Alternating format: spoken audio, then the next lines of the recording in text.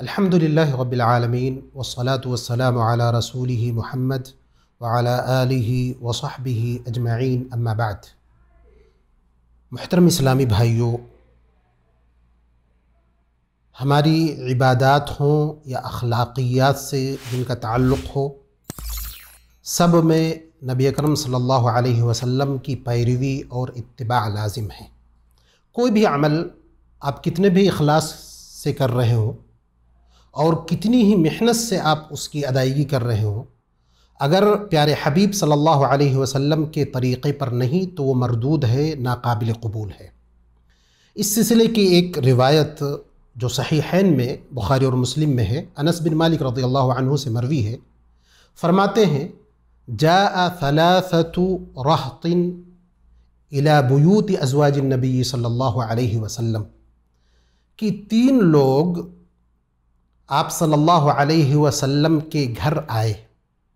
آپ صلی اللہ علیہ وسلم اس وقت موجود نہیں تھے، تو انہوں نے نبی اکرم صلی اللہ علیہ وسلم کی عبادت کے تعلق سے سوال کیا۔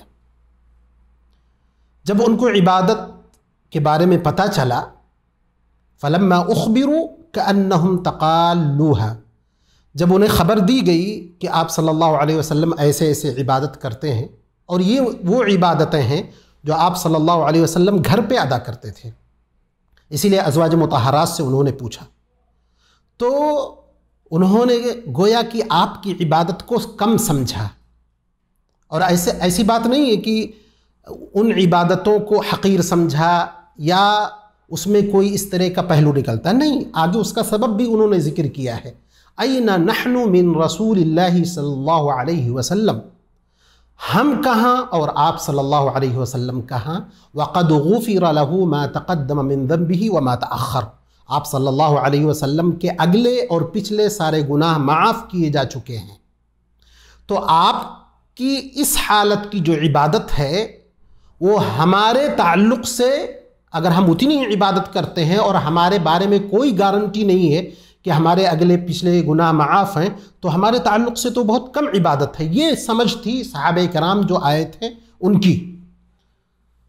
تو ان میں سے ایک نے کہا اما انا فاصوم الدہر ولا افطر، میں ہمیشہ روزہ رکھوں گا، افطاری نہیں کروں گا، یعنی گیپ نہیں کروں گا، بیچ میں کوئی روزہ چھوڑوں گا نہیں۔ ایک نے کہا اما انا فاصلی اللیل ابدا، میں پوری رات نماز پڑھوں گا، سوؤں گا نہیں۔ ایک نے کہا اما انا فاعتزل النساء ولا اتزوج ابدا، میری جہاں تک بات ہے تو میں عورتوں سے دور رہوں گا، کبھی شادی نہیں کروں گا۔ آپ صلی اللہ علیہ وسلم جب گھر پہ تشریف لائے اور ازواج مطہرات نے یہ بات آپ کے سامنے رکھی، تو آپ صلی اللہ علیہ وسلم ان کے پاس گئے اور ان سے پوچھا کہ انتم الذین قلتم کذا و کذا، تم ہی لوگ ہو جنہوں نے یہ بات کہی ہے؟ تو انہوں نے کہا ہاں۔ تو آپ صلی اللہ علیہ وسلم نے فرمایا اللہ کی قسم، انی اخشاکم للہ و اتقاکم لہ، میں تم میں سے سب سے زیادہ اللہ سے ڈرنے والا اور خشیت اختیار کرنے والا ہوں، اس کے باوجود میں سوتا بھی ہوں، عبادت بھی کرتا ہوں، میں نے عورتوں سے شادی بھی کر کے رکھی ہے، میں روزہ بھی رکھتا ہوں اور روزہ چھوڑ بھی دیتا ہوں، افطار کر لیتا ہوں، بعض دنوں کا روزہ رکھتا ہوں، بعض دن روزہ نہیں رکھتا ہوں۔ فمن رغب عن سنتی فلیس منی، تو جو شخص میرے طریقے کو چھوڑ کر کے دوسرا طریقہ اختیار کرے گا وہ ہم میں سے نہیں ہے۔ بڑی عظیم روایت ہے یہ، اور لمبی روایت بھی ہے۔ اس روایت میں کئی چیزوں کے بارے میں بڑی وضاحت کے ساتھ بیان ہے۔ پہلی چیز یہ کہ اسلام میں رہبانیت نہیں ہے۔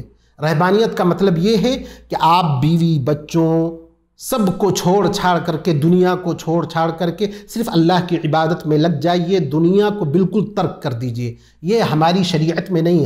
ہم کون سی امت ہیں؟ امت وسط، یعنی معتدل امت ہیں، اور اسی طرح ہماری عبادات، معاملات، ساری چیزیں معتدل ہیں۔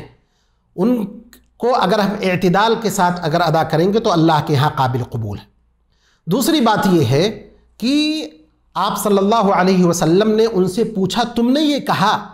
تو انہوں نے کہا ہاں ہم نے یہ کہا ہے۔ اس سے یہ معلوم ہوا کوئی خبر ہم تک پہنچے تو ہم کو اس کی تاکید کر لینی چاہیے، اس کے بارے میں تثبت اختیار کرنا چاہیے، تب ہم اگلا والا حکم لگا سکتے ہیں، ورنہ بغیر پوچھے ہوئے ہم پہلے ہی سے کہنا شروع کر دیں گے، شریعت کے مزاج کے خلاف ہے۔ اسی طرح آپ صلی اللہ علیہ وسلم نے ایک طرح کی اپنی مدح سرائی کی، جو کہ عمومی طور پر آپ صلی اللہ علیہ وسلم کا وطیرہ نہیں تھا، وہ اس لیے کہ ضرورت پڑی کہ یہ چیز بیان کی جائے۔ تو ہم بھی اگر اپنی اچھائی بیان کرنا ہو اور اس کی ضرورت ہو تو ضرورت کے مطابق بیان کرنے کی میں کوئی حرج کی بات نہیں ہے۔ تو یہ حدیث میں جو سب سے بڑا پیغام ہمارے لیے ہے کہ ہم اپنی عبادات کو اللہ کے نبی صلی اللہ علیہ وسلم کے طریقے پر ادا کریں۔ اگر آپ کے طریقے کو ہم نے چھوڑ دیا تو ہماری عبادت بالکل رد ہے، مردود ہے، اور اسی کو قرآن کریم نے جو کہا ہے لِيَبْلُوَكُمْ أَيُّكُمْ أَحْسَنُ عَمَلًا، کہ اللہ تبارک و تعالی نے تم کو زندگی اور موت اس لیے دی کہ تمہارے بارے میں یہ اختبار لے سکے، امتحان لے سکے کہ بہتر عمل کرنے والا کون ہے، بہتر عمل کرنے والا، زیادہ عمل کرنے والا نہیں۔ تو آپ صلی اللہ علیہ وسلم نے ہم کو یہ بتلایا کہ اللہ کو جو عمل محبوب ہے وہ بہتر عمل ہے، اور بہتر عمل کب ہوگا؟ جب اس میں اخلاص ہوگا اور اس میں نبی اکرم صلی اللہ علیہ وسلم کے طریقے پر عمل کیا گیا ہوگا۔ یہ چند باتیں اس حدیث میں تھی۔ اللہ تبارک و تعالیٰ سے دعا ہے کہ اللہ تبارک و تعالیٰ ہمیں اخلاص کی توفیق عطا فرمائے، ہمیں سنت نبوی کا پابند بنائے، نیک عمل کی توفیق عطا فرمائے۔ وآخر دعوانا الحمد للہ رب العالمین۔